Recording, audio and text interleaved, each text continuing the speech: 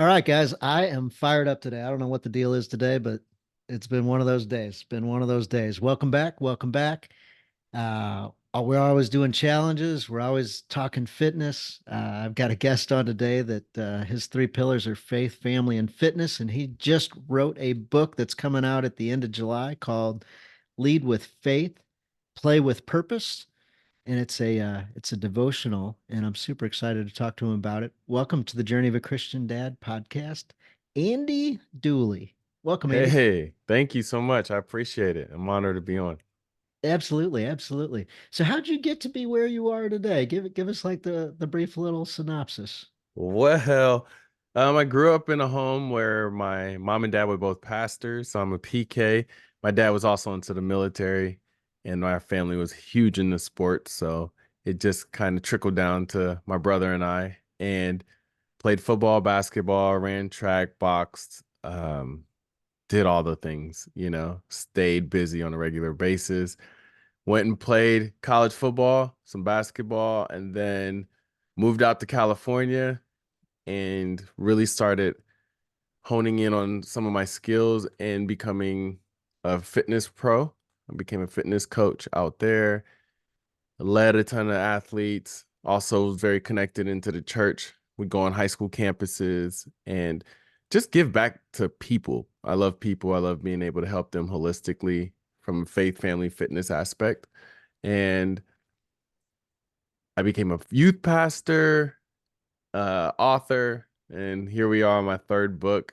I'm an in-game host for the Seattle Seahawks, and I just love what I get to do, That's especially on awesome. social media. Anybody's watching this on social media or on YouTube or whatever is like, oh, that's not Andy Dooley. That's DK Metcalf. It's actually Yeah, Andy Dooley. it is Andy Dooley. people get the two of them confused up in Seattle, so that is pretty funny. Uh-huh. Um, both your parents were pastors. Not Yeah, too many people can say that. that's true. Both mom and dad, pastors, and we were at church all the time. Which is great and terrible. For Great and some, terrible at the same yeah, time, yeah. especially when you're a kid, it's just like hours upon hours. And I get it, they're running a church, so and we're we're around all the time, but we're like a unit. We're a close family knit unit. So So this might be way too early to ask this question, but at church all the time, both parents are pastors. mhm. At some point in your life, did you kind of step away a little bit from God? Oh yeah. Or have you always been No, lined I up would tight? say I would say college. I had a moment. I felt like I stepped into college and it felt like this fantasy world where I was still connected. I mean, I'm on scholarship. I'm still connected to my parents, but I'm living on my own. Hmm. So it was I remember having to be at home. We had a curfew, 9 o'clock in bed, read, lights out at 9:30. It was just Yeah. clockwork. So when you get to college and after we step out of football two-a-days, because I went into two-a-days and I still had that structure and regimen. So it was like, oh, okay, this is what I'm used to. But then when you are done with two-a-days and you move into your dorms, it's this new world. It's like, whoa, there's other people here. There's like all these students on their lawns hanging out, throwing the frisbees, doing what they do. And then you're getting invited to parties and all kinds of stuff. So it was like I was like venturing out, trying to try out new things. But even though I would, try new things or step away from my norm, God was still speaking to me in the back of my head, always. Even if there's something I'm doing, I know I'm not supposed to be doing, I would feel the conviction. And I just got tired of feeling that conviction. And I was just finally, all right, Lord, you win. You win. I want to live my life for you and represent you the way, because I don't want to waste any time. I want to be in God's perfect will for my life and be for when I'm done here. I want to be like, I hear, well done, my good and Mm. faithful servant. So it's Tears like, I come don't to want to my waste. eyes every time I hear those words or Mm, or read those words. Yeah, seriously, it's moving. And a lot of times we think so shallow. We think of just our earth and our world and the things of this world. And what can I, like all these little things that we have, it's going to stay here or rot and go to someone else. Even the homes you build. I Hmm. want to build my eternal bank account. I want to get to heaven and know that like I really made an impact here on earth and changed people's lives and expose them to the gospel of good news and being able to be a part of that so that when I get to heaven, I'll feel like I fulfilled my purpose.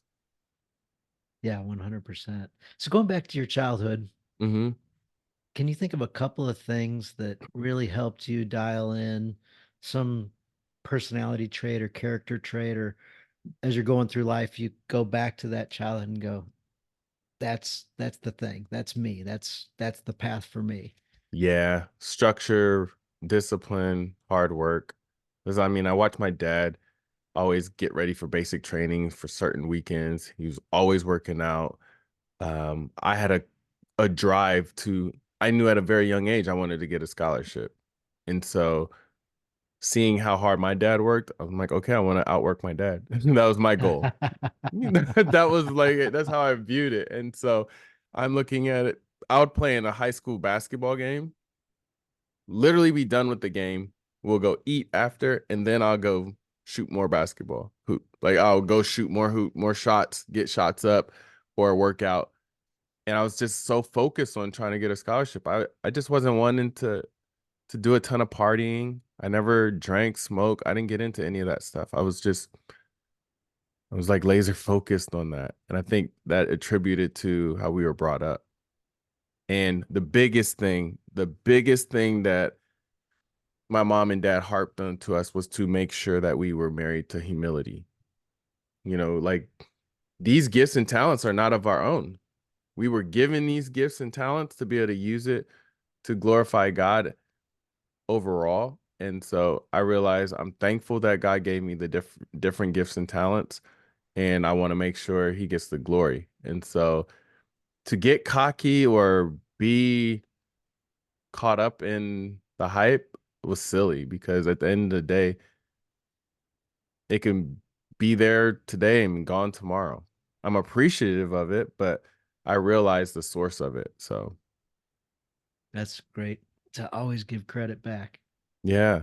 And I realized what reading about Jesus in the Bible, he was very even keel. It wasn't too many. I mean, there's a couple instances, maybe, where he probably raised his voice, but he was very calm, cool, and collected all the way through the toughest and easiest of times. And so, if we want to be like Christ, we have to be able to learn to respond rather than react. And reacting is really fleshful. So think before you act is kind of the mantra I want to live my life by. I'm not perfect at it, of course. I'm a human being, but that's my goal. That was one of the little mantras I put together. There's a time in my life where there was a specific person or setting that Hmm. I could just go right to anger, and that's not who I am. Yeah, However, in that situation, like boom, and I could react like, you know, crazy, right? come right back. And Hmm. it's like, man, I got to combat this with something. And one thing I combated it with was just a simple mantra: it was respond, not react. Yeah, So you go to react and respond, not react. All right. yeah, Don't do exactly. that. For sure. Because all the actions and stuff, you see it in your head first before you do it. If you're able to hit that brake, pump the brakes right before it, then it won't come out. You won't say those things or even do those things. Yeah. And you're like, well, I am reacting. My Hmm. mantra says respond. Respond takes a second to collect your thoughts. Yeah. I don't have any good ones right now. God help me out. Mhm. Okay. Yeah. Yeah, for sure. So yes, that was my process back then, and it allowed me to short circuit that reacting with anger part in that Yeah. instance, and hasn't been a problem since. But That's it's good. it's nice to work through stuff like that so you don't keep going back to the default play that's a bad one. Yeah, it's true. And I mean, you have to know yourself. Like if you're one, your blood sugar is low, you haven't eaten, or you're dealing with a lot of stress in your life, you got to realize that circuit is very short and you have to be on it so you don't just react. Yeah, yeah. Uh, and guys, if you're in a spot where Andy was describing, one thing you can do is just pass. Yeah. Hey, I need to take a break. Mm-hmm. Yep. Hey, I definitely want to talk to you about this, or I definitely want to engage, or I definitely need help. Oh, for I got to sure. And pass this, like whatever it is, but you don't have to play the argue. game the way it's being played at the time that somebody else wants to play it.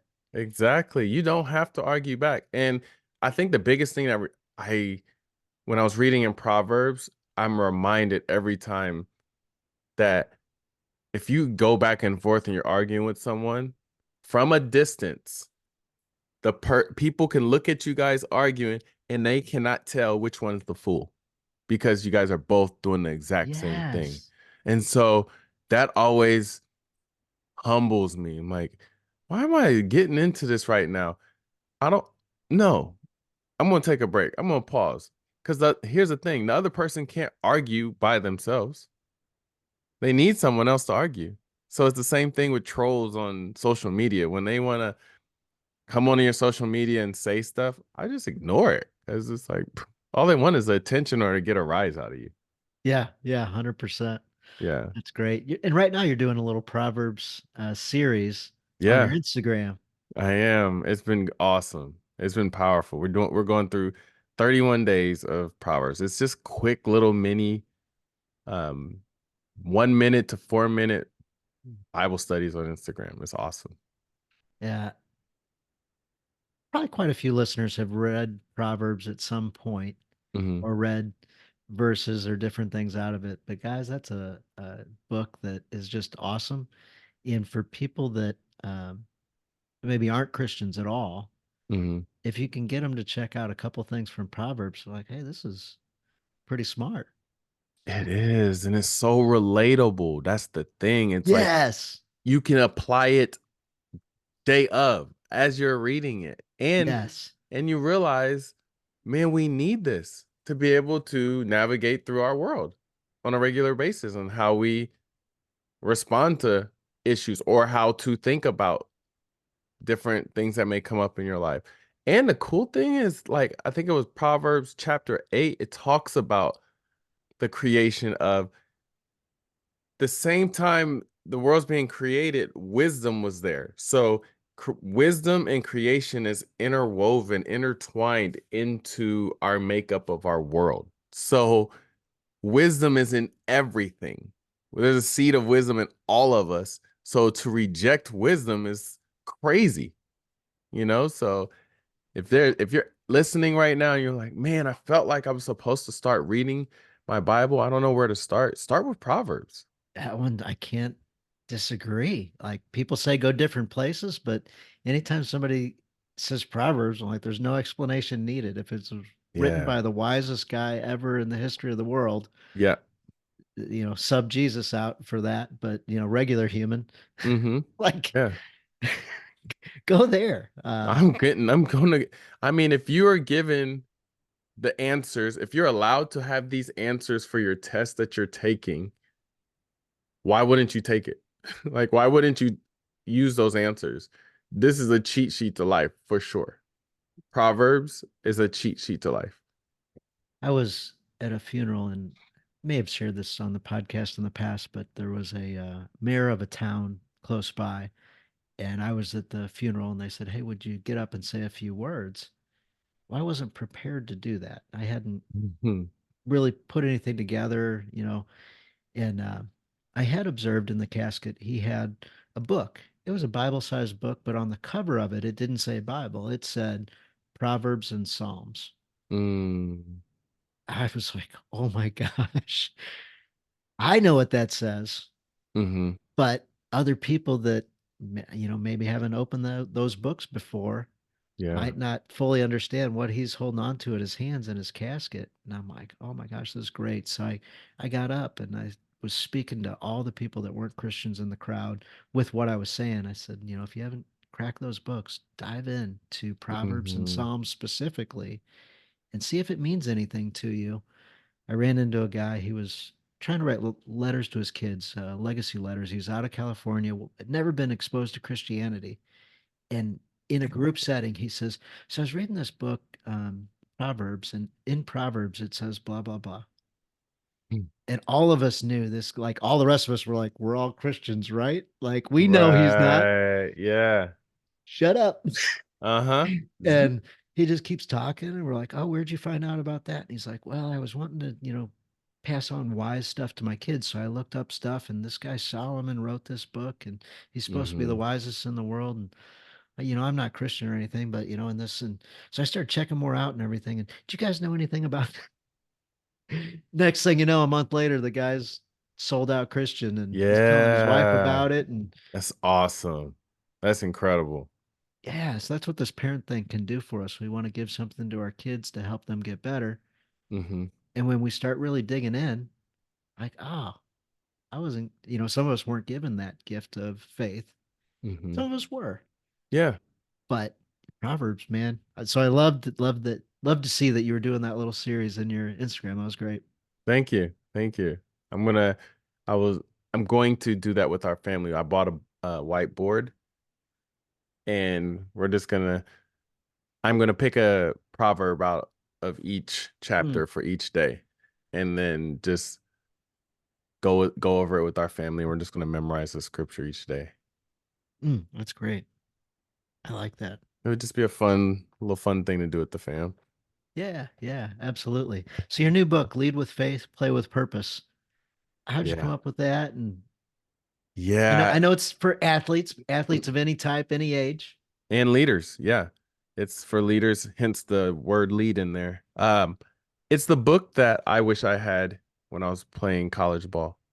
It's I remember I actually was in two-a-days and was reading Proverbs, right? So I would read Proverbs every day during two-a-days to kind of keep me centered.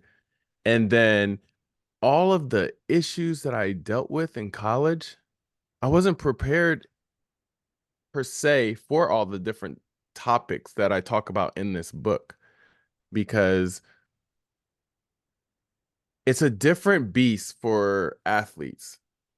And if you've played any sport in your life ever, you understand the competition aspect, you understand maybe team aspect or the individual mindset of an athlete, but it's a different world, it's a different lifestyle that you're in you're in the regular world, but then you have these extra intensified attributes that you are trying to obtain or you're dealing with on top of, like, for example, if you're going to college, that was one of the biggest things. You get to college, you're excited, you're starting your sport, but you're starting all over again. And now you're the freshman, you're the rookie, and you have to prove yourself. You have to prove your worth to these coaches, and then you're also receiving your syllabus, your schedule, your books. Like, the juggle can feel so heavy. You can, for some people, it can make you feel a ton of anxiety because you're like, how am I supposed to do this? But you can do it. You can navigate it. And I just remembered and jotted down quite a bit of stuff that I went through in college. I talked to a ton of athletes, and it was the same similar mindset. It was a very similar. I talked to different leaders, some millionaires, some high leaders in their sphere of influence, and it's very similar. So I was able to, put together 100 devotionals in this book to cover a wide range of issues that are going to come up as a leader and athlete. What's one of your favorite ones that you wrote in there? Oh my goodness. Okay, which one is one of my favorites? Hmm. I would I would have to say pick your head up. Okay. You're Okay. going to make mistakes. That's like one of them called pick your head up because you're going to make mistakes on a regular basis. It's just, it comes with it. And you got to have a short-term memory. You can't get caught up. You cannot be perfect. You're not going to be perfect. You're an imperfect human being. There's only one perfect person, that was Jesus Christ. Hmm. So realize that you want to be good, you want to be the best version of yourself and do well, but you're not going to be perfect. So pick your head up and push through. There's one on injuries. There's one on transition. I think that's one of my favorites because as an athlete playing college and pro sports, your identity is not the sport you play. Your Hmm. identity is going to be in Jesus Christ. That's going to that's the same no matter what season you're in. And I wanted to help people be able to try to seamlessly transition into the next season of their life as an athlete and keep those, go-getting attributes that you have and that competition edge that is a part of you into the next season of your life. Because I remember transitioning from my sport and I couldn't go to a sporting event for the longest because I'm just used to being in it, Yes. you Yes. know, versus being out in the crowd watching, not on the sidelines, not in the thick of it, not smelling the grass, not hearing the squeaks on the it's just it was rough. It was so tough. And then I did a ton of research on athletes and hence why there was a lot of suicides of different athletes because their identity is so wrapped up in their sport and they're no longer playing that sport. They're no longer in the limelight. They're not the man or the woman anymore. And they don't see their worth any longer. So I remember they one week I had two different professional athletes, former professional athletes, call me and say, "Can I meet with you at your office?" mm, I got an insurance business, an insurance brokerage business, and I'm like, yeah. "What? Why do you want to come meet with me?" Uh-huh. And they just wanted to, kind of sift through their life a little bit and, non-judgment and get some ideas on how they could kind of get some traction again and Yeah. get kind of figure out what they were missing and Hmm. why they couldn't kind of move forward with their life and move into joy and fulfillment. And, I got to share with them about being a Christian also. Like, Yeah. one of the guys in particular, he's missing that in his life. And I'm like, Hmm. we can keep talking about all these other things and I can help you. However, you're still missing this one element. Like, Right. I'd encourage you to dig in there so that, like, what you're seeing in me and asking for, it's not mine. Like, it is, Hmm. but it isn't. Like, it's given to me Yeah. by Christ and the relationship I have there. He's like, all right, what else you got? Yeah. So I'm still working on him. I'm still working on him. His wife's working on him. We're working on him together. Yeah. From different angles, one day at a time. Yep, absolutely, absolutely. I had two guys on as you were speaking of identities. One was a guy named Cujo. He used to be the number one fighter pilot in the world. Then he Wow. was the instructor for Top Gun. So he's the number Oh, one okay. guy of all the instructors. So he was the lead instructor for everybody. And the guy, he goes, I'm at church on Sunday, which I went to every Sunday, wearing my Top Gun uniform, wearing my flight uniform Yeah. with my family. And I'm thinking to myself, how quick can I get out of here and make my exit so Wow. that I can get back to the flight line, get back to work? Crazy. And it occurred to me that my identity was in my uniform and, my rank, Hmm. and my Yeah. identity wasn't in the right place. And I was broken, Yeah. and my life changed that day. Powerful. He's like, I had the relationship, but I didn't realize how messed up in the head I was. And then for him, luckily, he realized that then his job got taken away from him. He got struck with cancer.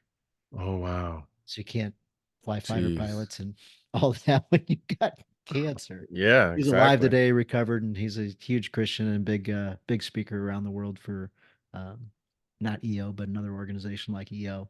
And Hmm. anyway, he's doing great now. And then R.A. Dickey was another one. He won the Cy Young Award. Hmm. And I kid you not, uh, number one, pitcher in the major leagues. And he says, because of an event in his past while he was a minor league baseball player, he almost drowned in the Missouri River out in Omaha, Nebraska, while he was trying to swim across where everybody says you can't do it, and he thought he could. And Jeez. just one of those, stupid sports things. Hey, I bet you can. Mm-hmm. I bet you Yeah. can. Right. So the whole team's got money on him or against him, and he nearly drowns. He comes out of the river, and he's like, at that moment, I realized like this was a second life, and that Yeah. God really saved me, and my identity was now rooted in Him, even though I knew Him. Mm-hmm. So years later, I win the Cy Young. I win the Cy Young primarily Crazy. because I quit caring about results and I cared about, and because I win the Cy Young, and it didn't mean a thing to me. Mm-hmm. Yeah. I'm like, what? He goes, I did appreciate the fact that I won the Cy Young Yeah. so that I could talk to people about Christ. People would come to me to talk to me about the Yes. Cy Young. Right. However, I get to share Christ. yes, And yes. that is what it's all about. That's what I'm talking about. So to see him legitimately, humbly, like totally serious, say, I could have cared, like it didn't impact me when they said, hey, you won. He's like, Mm-hmm. all right, cool. Yeah. That's awesome. He's That's like, incredible. peel it back 8 years, and, you know, that was the only thing I was on the world for. And Yeah. he, almost went to suicide and, various Mm-hmm. things. And then once his Yeah. life got turned over, everything turned around for him. And anyway, That's awesome. That's what it's crazy. about. That's what it's about. I mean, it's appreciate, be in the moment, but you realize at the end of the day, it's so much bigger than us and our awards. Because again, those awards will stay right here on Earth when we head to the next part. So, you being a big fitness guy, I'm Hmm. interested to hear about kind of fitness, not necessarily in your life, like that's just a core trait you have. Yeah. So, a lot of guys running families and stuff, leading Hmm. families, fitness isn't high on their list. Right. Might be on the list, but it's not necessarily high. And I don't know that it's got to be in the top two or three for everybody. It's okay if it's, in the top list for people. I know it's Right. pretty important in my life. Today I got a good workout in and I was feeling pretty good. And I'm like, oh yeah, I got a good workout in this morning. No wonder I'm feeling so good. Right. But I was wondering if you could maybe give some guys some encouragement, some guys that maybe have an extra 20 pounds on them, or Yeah. it's like, yeah, I worked out like 20 years ago was the last time, or Uh-huh. yeah, I'd like to play with my kids on the playground, but I'm just not gonna go to the gym and do all that work and all the stuff. Yeah. Can you speak to that guy for a second? Yeah. I just want to tell you, if you get your body moving, working out and give yourself that, that's self-care alone. That is the beginnings of self-care because you need that blood flow, you need that movement because there's oxygen in your blood. That's healing. Those aches and pains that you're dealing with doesn't have to be there like that. And you don't have to exacerbate it by, you know what? I don't need to do this. Everything comes before my health and fitness. I have work to do. I need to provide for my family. If you aren't healthy and you're not around, you can't provide for your family. Your energy levels, your energy levels are going to drop because you're not moving. You're not getting active. You want to make sure that you see it as a priority. That priority will 10x the other things in your life because if you're trying to be the best at your job, you're trying to run a business or whatever it is in your life, caring about your health and fitness is going to improve all those different areas. You're going to have better moods. You're going to be in a better mood to be around your kids, your wife, family members, girlfriends, whatever it is. I just feel like our world can make it seem as if that is just a vanity thing. If for some reason, if that's what gets you to start, cool. Look yourself in the mirror, see yourself in that mirror, and tell me if you're, happy with where you're at. You deep down know where you want to be. Think about how you feel. How are you feeling right now? Do you feel like you have enough energy? Do you feel like yourself? All those things are questions. If you could honestly answer and honestly ask yourself, that's going to help you make a better decision on trying to improve your health and fitness. And I think this is a moment that, fellas, you matter. You matter. Yes, it's your job to provide. Yes, it's your job to be a great father, a great mentor, coworker, husband. But if your health isn't there, you won't be able to be around to be able to do those things. And not only not be around, but if you are around and you've got the ability to interact with your kids in theory, Mm-hmm. but if your body's not feeling the greatest, not moving the greatest, not whatever, like, yeah, I'll watch you do that. Right. It's like, And no, let's do that together. yes, because think about it when the aunties or the uncles come around or the cousins. The kids get so excited, right? Because a lot of the times they are doing stuff with them. You should want to be doing the same things with your kids as well. And you're not gonna, turn the page literally in one day. Choose one area of your fitness that you'll work on and then just get 1% better each day. And as you are consistent day in and day out, 28 days down the road, you're 28% better than you were in the past. Yes, yes. So like if it's like, okay, I'm just gonna go walk, I'm gonna make sure I walk 8,000 steps a day. It's typically your average is probably 3,000, 4,000. Up it some. And then after a month, up it to 10,000 steps. And then just watch alone energy levels, body fat starts to drop, and then start working on your eating. Just do it in parts.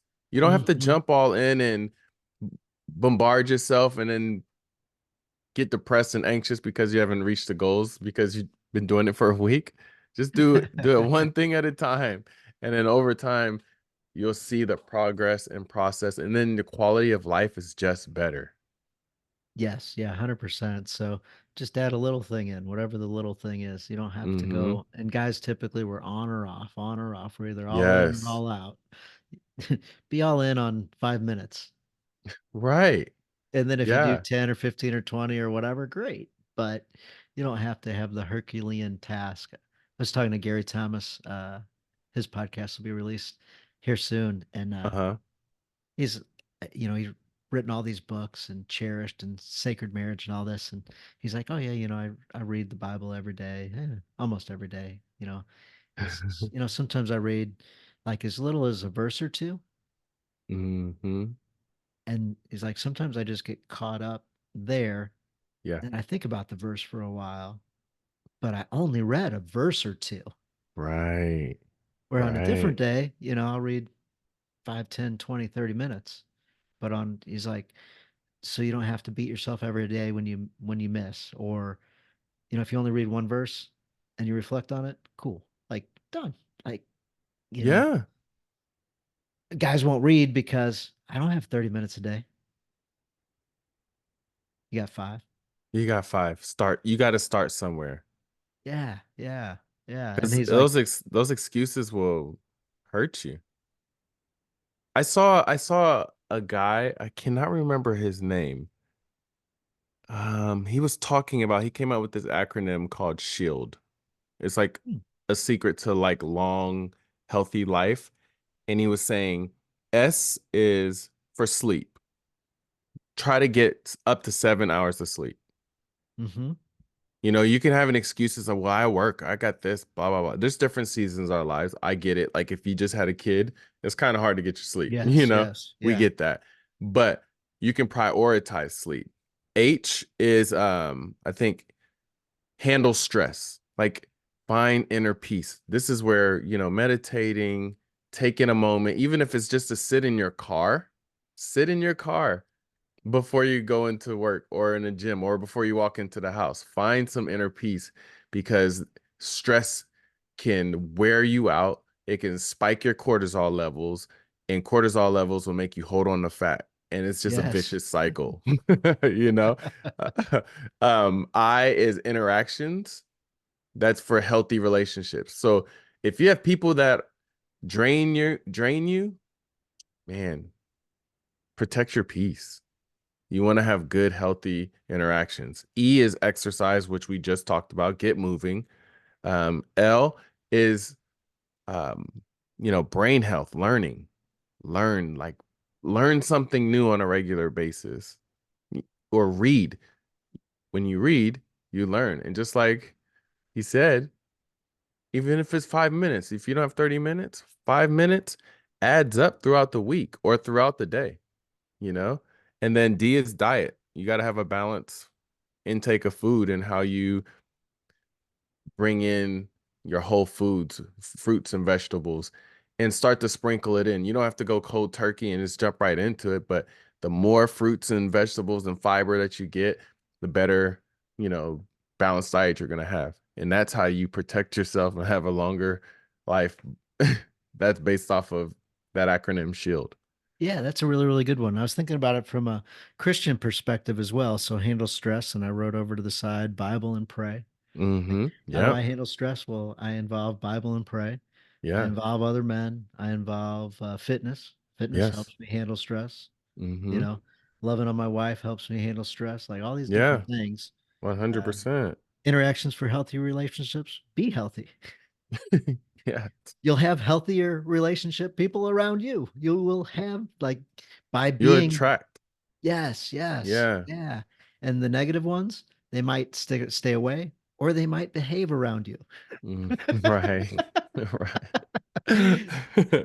So that one's big. Exercise, we talked about that, and I think that fits in the handle stress part. hmm Back in the day, all those guys exercised too. They had to walk everywhere. Yes. They had to fish. They had to do everything. They're So moving. Yeah. yeah, yeah. They're doing So intermittent fasting and everything. Because if yeah, they don't hunt, they don't get to eat. that's right. That's right. They talk about winning the race back then. So it doesn't talk about them working out very often. Well, they talk about winning the race. Like Yeah. they definitely had some physical activities and had some competition activities. Yeah. Learning and reading, right back to reading the Bible, building your hmm community of people around you to help you learn and grow, that type thing. And diet, well, back in the day, they had a pretty good diet. They Yes. had to. They had to. They didn't have any They didn't extra. have all They this didn't have the man-made stuff. right. Yeah. They weren't bringing in all these crazy ingredients that you can't pronounce. And then I guess when you go way back, when you go to the Old Testament, and they had rules and all the Oh different, yeah. you know, and a lot of those were designed for health. Yeah. Yeah. So uh, maybe it wasn't, all that God driven, and maybe it was, but hmm the fact, eat healthy. Don't Yeah. eat this. Why? Because a lot of people have been dying eating that. A lot of people get sick eating that. Yeah. Seriously. Don't drink the wine out of the lead cups. Sugar. I mean, Yes. limit your sugar. I can tell you genuinely, I've watched how sugar can impact you. If I did a test last year where I went over 50, I think it was like 52 days without sugar.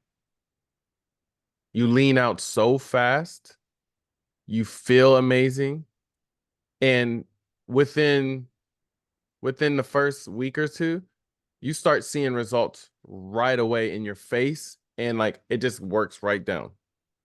It's powerful. It changes your appearance.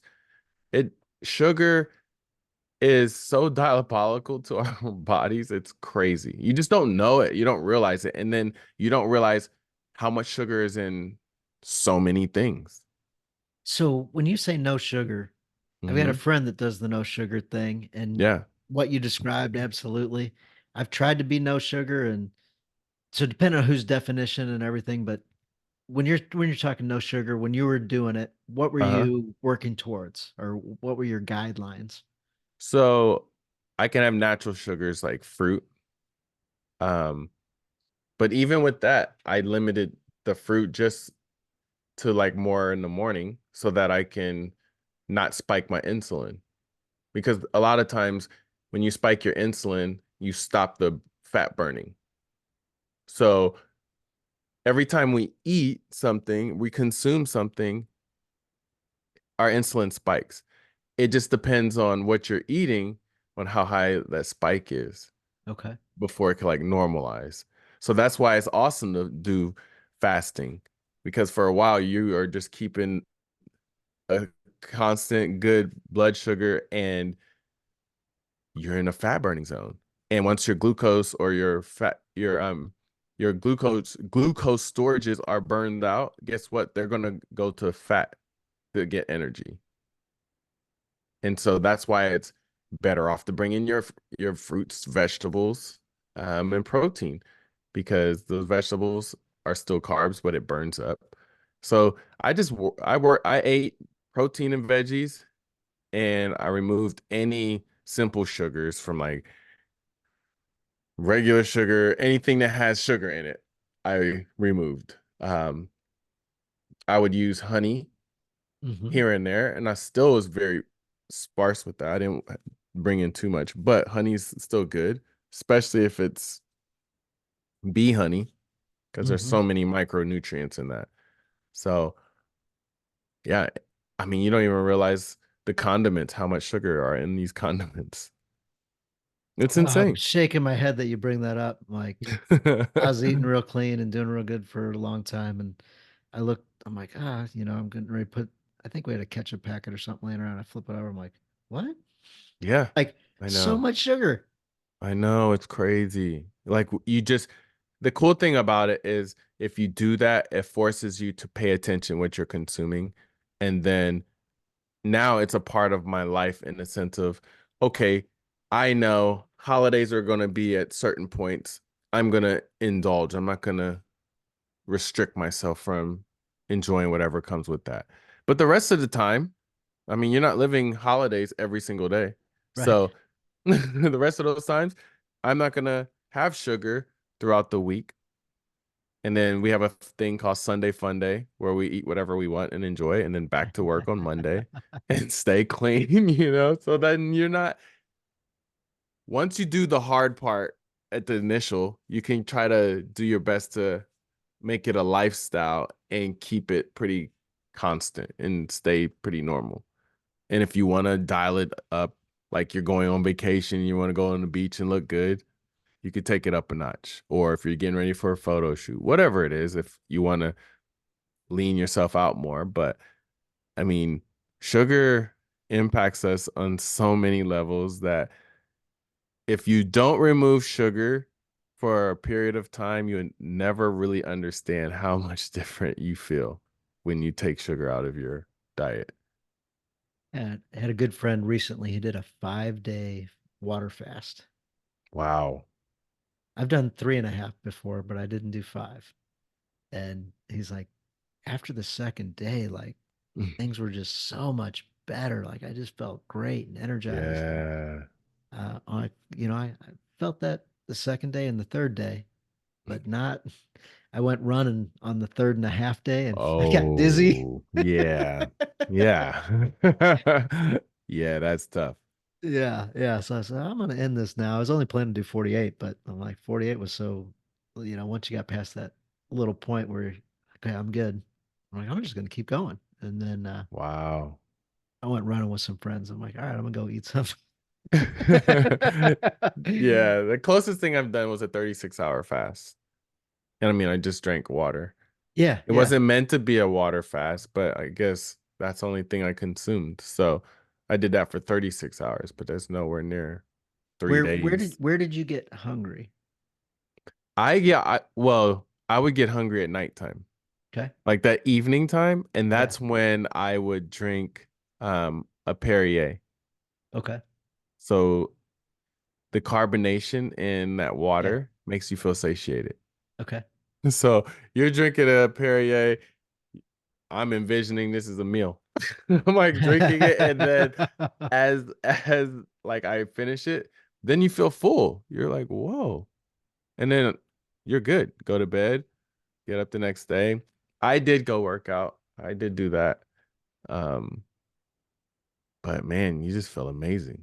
You're sharp. Your Yeah, the mind first feels first real couple of fresh. days of fasting, I could work out no problem. Yeah. But then the third and a Yeah. half day, that wasn't good. Not to run, at Yeah. least. Yeah, you don't have any any carbs in your system at all. No, I got super dizzy. I bet, yeah. You're right. You're falling off back there. Usually in front. No, no, I'm not really. All right. Yeah, I'm good. I'm not good, bro. You serious? Yeah, 100%. They didn't know that I had fasted for that long. Well, I wasn't bragging. They're like, why did you tell us? I'm like, well, I wasn't bragging about it. Like, I didn't think it was going to be a problem. Yeah, and now it's a problem. Oh my goodness, that's great. So, with your family, athletic events or pool days or whatever it is, a lot of us go celebrate with ice cream. So if it's not a Sunday, do you ever like what does that look like in your family? Yeah, that's what I'm saying. Having balance. Because, for example, just last night, Netflix had us come out and do go to a premiere. So I was able to bring my family to premiere a movie that is coming out in a couple days, and they gave us a voucher for a free fountain drink and popcorn. Yeah. And it was like I could, if I wanted to, just not indulge, but I'm just gonna enjoy this with the family. We don't do this often, so it just depends on where you're at and you knowing yourself. Yeah. Because Yeah. if you know it's gonna trip you up and send you down a downward spiral, don't do it. Yeah, But when I just it's I just have balance. yeah, when it's warm, we got softball games, soccer games. It's like I want to Yeah. take them out and treat them and Yep. um yeah, I think long term am I setting them up to always go get desserts and blah blah blah and Yeah, most it's of a the time. nostalgia thing, right? Yes, yes, yes, yes. I go Yeah. back and forth with that sometimes and mostly I'll just have a water or something when I do that, but sometimes I'll jump in with the ice cream sundae or whatever's going on. Yeah, just look at your week. 80, I typically try to do the 80-20 rule. Is 80% of my week healthy and another 20% not? That you're in a good place. I'm like, if I'm not consuming, bad foods, sugars, the majority of my week, I'm like, I'm in a good place. And that's why it's great to, look ahead and look at your schedule and plan out. Like, for example, I know after Father's Day, I'm going to tighten my plan up a little bit until our vacation so that I can make sure, okay, I'm going to enjoy Father's Day. And then after that, I'm going to be very, I'm going to be a little bit more strict and um, stay more disciplined until my vacation because I know on vacation I want to relax. And not that I'm going to go crazy on food, but if you think about it, you're more active doing Yeah, things yeah, on vacation. yeah, So I personally lose weight on vacation. So you have to look at your lifestyle and plan ahead. If you can plan ahead, you can put yourself in a better situation. yep, yep. Very, very much agree. Yeah, you don't get stuck with the last minute junk snacks if you plan ahead a little bit. Yeah. Yeah, a friend of mine, he's a real big fitness guy, and we're at his house, and out of nowhere, he's like, "Hey, we should all just have, dinner together." Well, we don't want to put you out, but oh no, we're just gonna order Pizza Hut. Yeah. I don't really want to eat Pizza Hut. The Right. kids do, Yeah, of course. and they put the order together. I'm like, "Hey, what do we get?" I'm thinking to myself, this doesn't add up. There's not enough pizza for the amount of people. Mm, The pizza shows up and they dish it all out and it's all everybody gets everything. They end up with some green salad and some salmon and some yeah. vinaigrette dressing. Hey, what just happened? I thought Uh-huh. you were having Pizza Hut, you health guy. Uh-huh. Yeah. And they You planned ahead. they planned ahead. That's what I'm talking about. If you plan ahead, you don't have to succumb to the temptation. I'm like, this doesn't add up. Yeah. I should have asked. Mm-hmm. Actually, And I then did that, ask. I said, hey, they're like, no, no, it'll be fine. It'll be fine. And they didn't fully answer the question. right. And now the pizza's there. It smells so good. And you're Uh-huh. like, you know what? I'll live again tomorrow. I'll start over tomorrow. Yeah, my wife and I on the walk home, next to our neighbor's house, but as we're walking over, we're like, "Hey, did you see that?" Yeah. Yeah. As you're wiping off the sauce on your side of your lip. Yeah, right. Exactly. Exactly. Oh my gosh. We've talked a little bit of faith. We talked a little bit of fitness, a little bit of family. Got any tips for loving your wife? Not your wife, but any wife. Yeah. Learn your wife's love language. It's not going to be the same love language. It might be, but it's not that we fall in the traps of trying to serve our wives based on our love language. If you actually know your wife's love language, then you could fill up her love tank a lot better. And listen, they're communicating to you, but they want you to listen and ask them questions. You Yes, do that, it yes. makes them feel like they are wanted. You want to learn more about them. And the last one I would say is date your wife. Yeah. You dated her, you thought long and hard of different things you wanted to do with her when you were trying to make her your wife. Take her on these different dates, you planned them out. Do the same thing.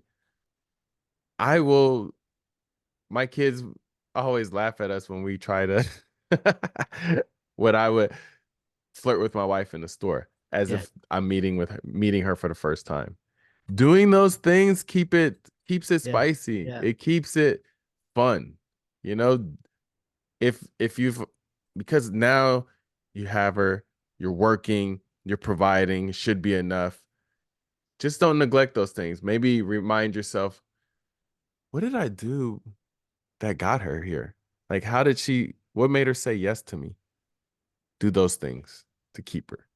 So, a question I ask guys all the time when this topic comes up, Yeah. like, oh, cool, you love your wife, you do it all the time, you're intentional all the time. Hey, man, you're great, you're great, you're great. Hey, question for you. When was the last time you remember doing something intentional for your wife that you know she knew you made the extra effort and she knows that you love her? When was the last Yeah. time that happened? That happened to me. It happened Monday. Well, a couple days ago Yeah, because my wife told me so there's a particular like healthy energy drink she likes. yeah, yeah, She's like, "Hey, if you ever go to the store and you see them, can you get some for me and just bring it home? That'll make me feel like you're thinking about me." yeah, So, I heard her, and so I've been doing that. And just a couple days ago I did it and I just put it on her little she shed desk in her room. yeah, And when she yeah. came home, she's like, "Babe, thank you so much." And she literally said, "You heard me." And I'm thinking to myself, I'm like, wow, she's beaming and smiling ear to ear. And it was just because her thing is acts of service. So that was an act of service. And she told me something specific, and I went and did it.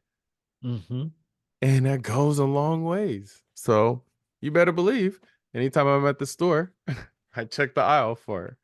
Yeah, yeah, absolutely. It's so funny you bring an example up like that and are able to tie it right back into love languages.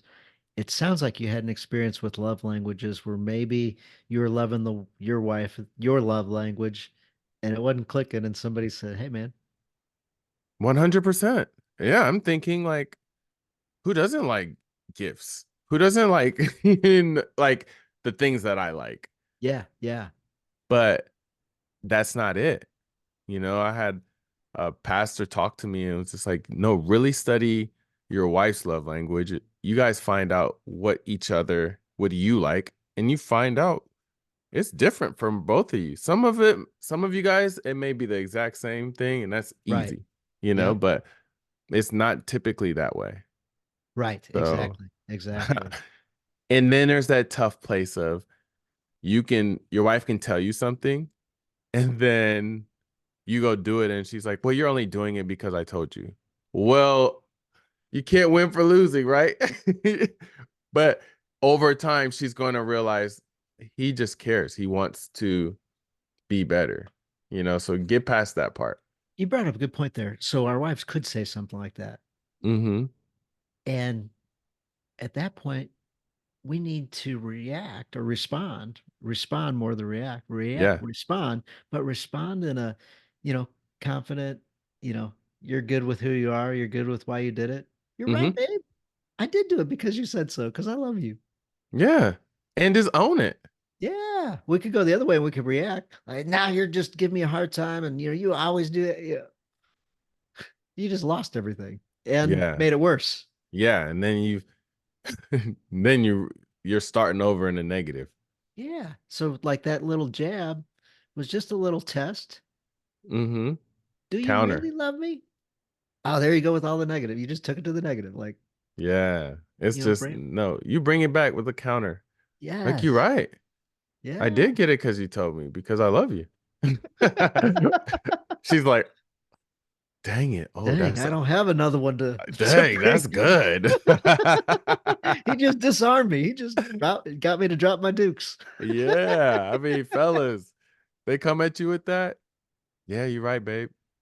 I do love you. I was listening to you. All right. Okay. All right. Oh man, it's You gotta funny love it. to talk to guys about marriage because yeah, our wives can bring something sometimes that can twist us, and we Mm-hmm. gotta be prepared, gotta be ready. And if Stay we on your make a toes. mistake, go ask some brothers. Hey man, help me out. Yeah. What do I Yeah. do in this situation? It's gonna happen again, Seriously. I bet. Yeah. If you take ego out of it, it's a game changer. Yes, yeah, the ego. You talked to parents said be married to humility. Mm-hmm. So humility is a huge key for marriage It so that we is. don't get in the way of all this stuff. It is. I mean, you realize how selfish and more egotistical you thought than you think when you get married. It exposes how you're only thinking of self. And so the more and more you learn from that, the better of a human being you're going to be. Yes, yes. So I know you're excited about your new book. Mm-hmm. July 30th it drops. Yes, sir. Why should everybody get your book July 30th? July 30th, you should purchase my book because it is a cheat code to life. It's a cheat code for leaders. It's a cheat code for athletes. It is a book where you can add to your utility belt and peruse through the book, and you don't have to read it in order. Am I dealing with teammate issues? Let's go to that. Let's go to that devotional. Am I dealing with transition? Let's go to that. Am I dealing with rest? Am I struggling with letting myself be able to rest? Let's go to that section and see what God says about it so I can add that to my tool belt for life. And then what's cool about this book, you can then pass it on to other people. Not just the book, but the knowledge and the information you get because it is God centered. And I always take you back to the Bible. You don't, it's not just a story and I'm telling you that you need to just trust me. No, I take you exactly to the word and scripture. I make it applicable. I make it easy for you um, I make it very palatable. And then you can activate that in your life right away. It's a cheat sheet to life. What age would you say is the youngest to read the book or that can take the book in? High school. High school? Cool. Yeah. I mean, middle schoolers would be able to, but I'm going to probably do one for middle school and younger. Okay. Yeah.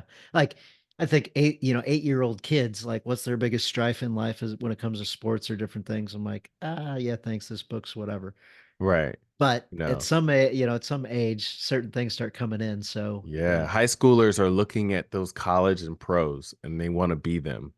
So if they are a thinker or they're a go-getter and they're trying to get ahead of the curve, yeah, absolutely high schoolers are going to grab this book so they can learn the game before they enter into that. And they can apply it to their life right away. High and if schoolers would truly benefit from this book because of how much wisdom they will have going into college and pros. Yeah, it sounds like athlete or not, high school is a time of turmoil. So if you can get a kid to Yes. open a book like this and start flipping the pages and get a little wisdom in them from an outside source, not from a mom or a dad, but from, Mm-hmm. Andy Dooley, from, whoever. I was doing a book signing today for a book called Notes from Dad. 34 other local dads, some like a brewery owner, a franchise owner for a coffee shop, and other dads all came together when we wrote this book. And about 30 out of the 35 dads are Christian dads. Mm-hmm. This guy comes up, he's wearing a labor uniform for whatever company, they're out on their lunch break and grabs a copy of the book. We're at a coffee shop and he looks at it and he just starts flipping through. Hey, what are you guys doing? And as he's perusing the book, he finally goes, man, I see a lot of Bible verses in this book. Mhm. And the guy that compiled it, he goes, "Yeah, there are a good number of that. Like it's a whole bunch of different advice and things like that. And about 30 of the 35 guys are Christians that wrote this book. We didn't tell them to put that in there, but Yeah, it's interesting that 30 guys threw some Bible verses in a book when we yeah, didn't tell them to." that's awesome. And the guy took the conversation a different direction. I was trying to get him to open up a little bit about why he made the comment about the Bible verses, but Mm-hmm. he didn't open up, and we couldn't get him to get past that. But That's all right. The seed was sown. yep, absolutely it was. Yeah. Absolutely it was. So it's cool that your book has a theme just like that as well. Mm-hmm. And sometimes I think as a teenager or college, it's nice to get drawn back and kind of like God speaking to you through people, through words, through books. Yeah. And I You know, share a lot of personal stories in here where you get real life in the moment situations. It's you'll learn quite a bit about me in this book. oh, sweet. Awesome. Yeah. Awesome.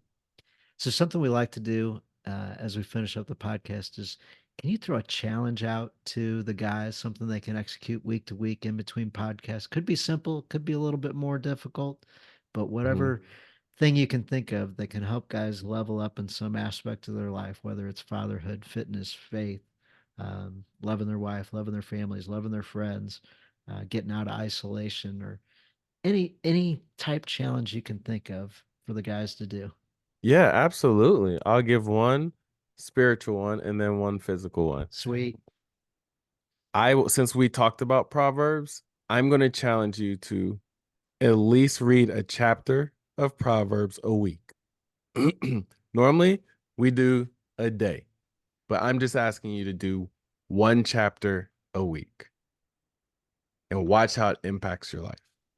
That's That's all I'm not a hard asking. challenge, guys. That one's a It's not super hard easy at one. all. Once you read the first verse, 2 verses, you're like, "Oh, this is cool." I'm This telling you, is awesome. Yes, it's if you're thinking I applicable. ain't reading Proverbs, let's just check it out. Just try it, and more than likely, you're gonna probably keep reading on, and that's fine. But I'll only ask you for one week, one chapter a week, and then physically, if you can, if you're healthy, I would also say do 20 push-ups a day. That's it.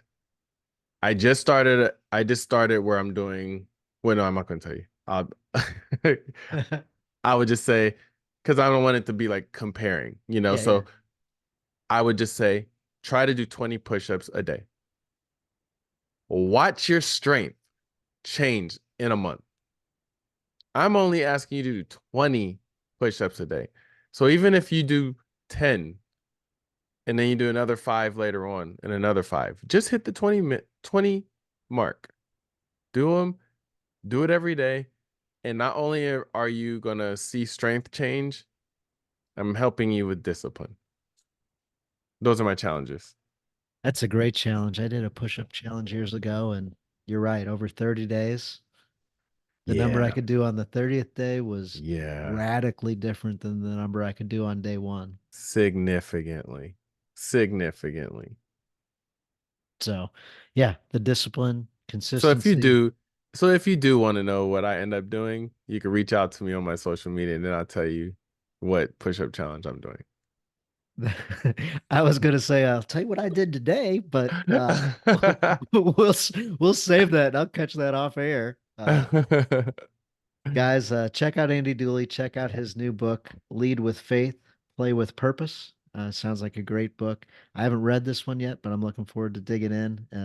Andy, it's been great having you. Like, I love the Pleasure. energy you bring.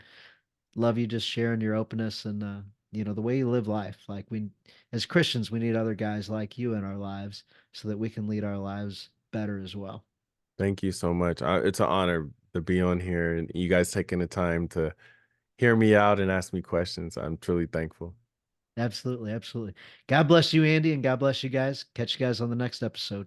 And feel Like, free to jump into Journey of a Christian Dad podcast on Facebook and tell us how your challenge progress is going.